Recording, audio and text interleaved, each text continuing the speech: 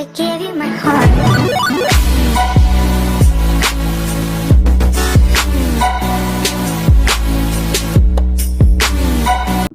Hi, and welcome to the Lionheart show.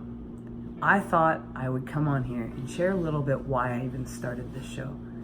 So September 7th this year, but last year, I got in my vehicle, but before I did that, I sat around a fire in the woods with several of my friends that I had known for 20 plus years of my life. I went to that place and we did this because of some things that had happened in my life. I had ran a corporation and I was very involved in the church. I also kind of grew up in a very traumatic family. I spent most of my life being controlled and manipulated by others and making some pretty lousy choices as well. I did some things for people that I probably should have never done. And I have to take ownership for those things. For a while, I laid in this victim mentality that I allowed them to manipulate, that they mind controlled me. They did do those things. That's true. But the truth is this. I recognize that we've always had the power within us, an ability within us, because we were set free from day one. But we just were surrounded in hell and misconceptions. And instead of me being victorious over what happened and also what I had chosen to do and what I had chosen to sit in, I played a victim role for pretty much 42 years of my life. I had to wake up. The thing is, there I stood around this fire with my children, with a letter in my hand stating that I needed to find help. And I had a doctor who said to me that she believed, and she said this right in front of my son, that she believed that if I was to continue at what was going on with my body at that present point, even though they didn't have all the answers of what was going on. We still don't completely actually have all the answers because I ran out of money and couldn't afford to actually continue on. But with all the studies and enough people that I've had around me and enough evidence and enough of their wisdom, and with some of the things that we actually do have fully on fact, and because unfortunately I did go to some natural doctors that kind of led me astray a little bit, and that was my fault again because I should have been wise and paid attention. Anyways, that's changing. I am going to be able to get all of those answers. It don't really matter. The truth is, the matter of fact is this. I have many doctors that will line up and say I was at a mess, and they probably figured about 6 months I had if I was to continue with where my body was and where things were. Anxiety, stress, and all of those things ruled my life. I lived my life literally in a performance mode where all I cared about was, hey, I really want that person to see who I am and call me out, and they put me where I need to be. Rather than me just freaking get myself out of my own personal hell, climb out, and stand on the rock that God always gave me, and do what I was always known I was supposed to do. I ran from what I knew inside my DNA, what I was supposed to do. I've always known. It was something I've known inside of me. And the thing is, I've come to the conclusions by reading so much that I think when I read in my faith, when I read the words, it says, I knew you before you were in your mother's womb. It says to me that at some point in time, my inner self had a memory and a concept and a relationship with the Creator at the very beginning, which meant I probably decided to do this, which meant if I would have grasped what I've got now, I would have been actually probably motivating and moving through this a little bit better than what I had to, and stumbling through. And it's okay because we all stumble through life. It's just kind of what happens. But this light shed on to me, and I'm going to explain it because I feel like people need to get set free and understand that they can get into a different place. So then there I was with my kids. I put these scriptures on these tags, and I said to them that I was going to go off. My 17-year-old son was going to have his mother leave early and then have her not be there at his graduation because I had to go and get my house together. I had to go and find something because they already lost their father to brain cancer. And I had one older son who felt abandoned through this, and I had to deal with all of that. I spent every day with them. We would talk on the phone all the time. Our relationship is closer than you can ever imagine. My oldest son and I have a good relationship, and my youngest son and I have an amazing relationship as well. We are a tight family. This journey was for both of us, for all three of us. It changed us. It was like the Trinity in a perfect little unity and brought us together in one, and we realized who we were. It was painful. So I kind of want to help people get through that pain and understand what's before them.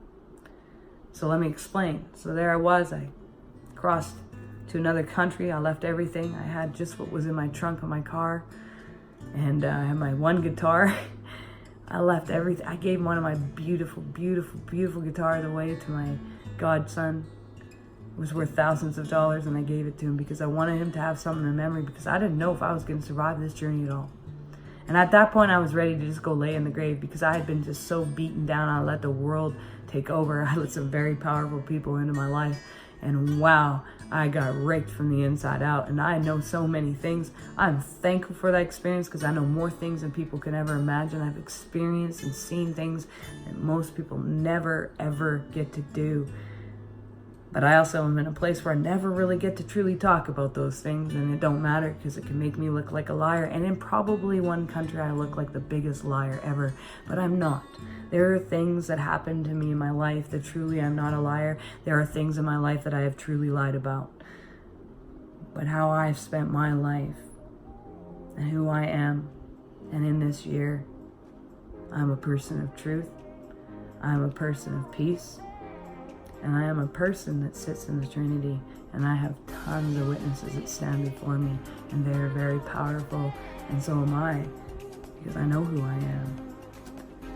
And that's the beautiful thing of walking in the Trinity. When you recognize who you are, you have beautiful, beautiful, beautiful relationships.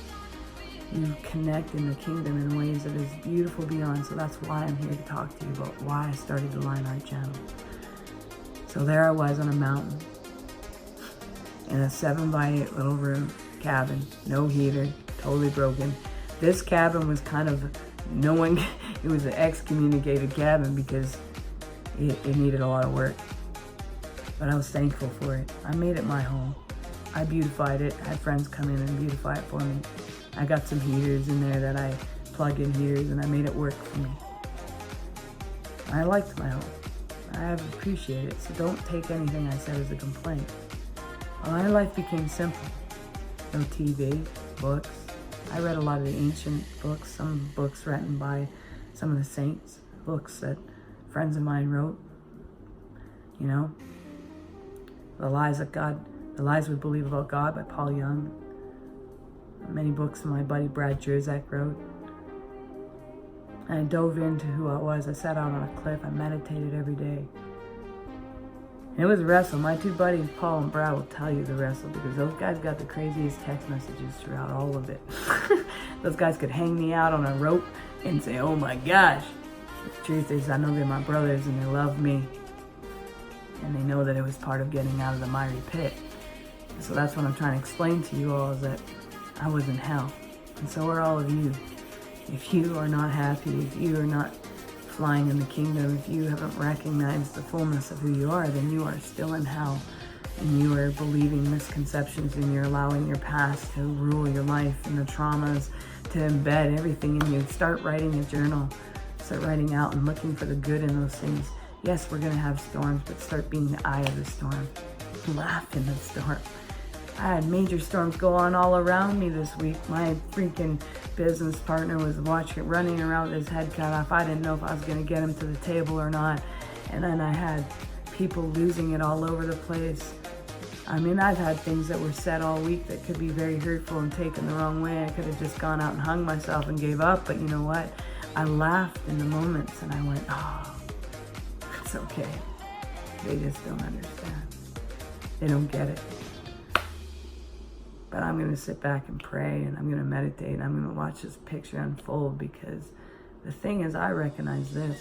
When I face life and death, I recognize I get to choose which one I'm going to hang on to, and I chose life. And yes, I may have some things that may cause this body to have a problem, but I still get to choose and move in this life. Look at my smile. Look at the joy I have. This is real. I am witnessed upon every day. I am witnessed upon every day, and my witnesses are great. And they are people that have voices that are heard, and they will stand up and they will shout from the rooftops and says, yes, that chick is crazy happy. She does have her moments. But man, she's like, she's got peace. She's got joy. And she's enjoying life. And we've seen her in her turmoil. But man, does she love the Father.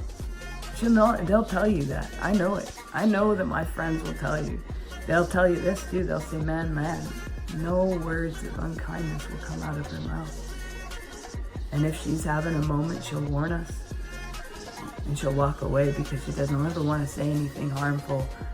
And she'll come back. And she may look like a fool when she walks away, but she'll come back and she'll say, hey, I did this. I'm sorry. Forgive me. See, the thing is, I recognize that vulnerability is so good. And that the thing is that we all make mistakes. And we're getting out of this thing, this negativity, and walking into this positivity. So keep watching the Lionheart Show. Welcome to a bit of the show of how in the turmoil and what I went through to get here. I know I gave you just a tiny bit, but understanding, like, I went through some brutality, people. I'm just gonna tell you, this body has been raped. This body has had someone burn it. This body has been beaten by bats. This body has had its nose up against the wall with cans hanging on it. This body was raised the Vietnam style. This body was raised in martial arts. This body was raised in the most intense negativity and told that they could be absolutely, utterly nothing, and told the worst words that you can actually think of. Even to this day, contacted my family and I did a mistake. And I thought, because when I tried to be me, I was treated like crap. And then I thought maybe if I make myself a person of importance and tell them who I am, that then they'll listen to me, because I was trying to help them with somebody that's in a grave medical issue. And the words that were spoken to me were just like negative, beyond negative. They shouldn't be heard. They shouldn't be said. But I chose not to take them on. And I chose to respond in love. I did lay boundaries because that's important. But I recognized my value in life. And so when those nasty things come at me, I get to laugh because I know the truth. Is that I'm valuable and I matter. So anyways, guys, do one thing towards your dreams every day. It brings you one step closer. And remember, you are valuable and you matter. And remember, you're a unique puzzle piece to the ultimate puzzle of the cosmos. And you were known before you even took your first breath. You were known before you were in your mother's womb. You were known. Peace out.